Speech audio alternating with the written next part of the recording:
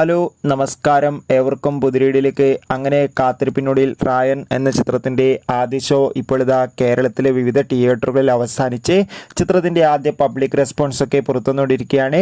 ആ ഒരു അപ്ഡേഷനാണ് ഇന്നൊരു വീഡിയോ ഭാഗത്ത്. വീഡിയോയിലേക്ക് മുമ്പ് വീഡിയോ ലൈക്ക് ചെയ്യുക. ധനുഷ്, അപർണ ബാലമുരളി, അതോടൊപ്പം തന്നെ കാളിദാസ്, ജയറാം എന്നൊക്കെ പ്രധാന കഥാപാത്രങ്ങളായെത്തി. ഇന്ന് ജൂലൈ 26 റിലീസ് ചെയ്ത ചിത്രമായിരുന്നു റായൻ. എല്ലാ സിനിമാ പ്രേമികളും ഒരേപോലെയായിരുന്നു ചിത്രത്തിൻ്റെ റിലീസിനായി കാത്തിരുന്നത്. അങ്ങനെ കാത്തിരിപ്പിനൊടുവിൽ ഇപ്പോഴിതാ ചിത്രത്തിൻ്റെ ആദ്യ ഷോ കേരളത്തിലെ വിവിധ തിയേറ്ററുകളിൽ അവസാനിക്കുമ്പോൾ ചിത്രത്തിന് പോസിറ്റീവ് റെസ്പോൺസ് തന്നെയാണ് പുറത്തുവന്നുകൊണ്ടിരിക്കുന്നത്.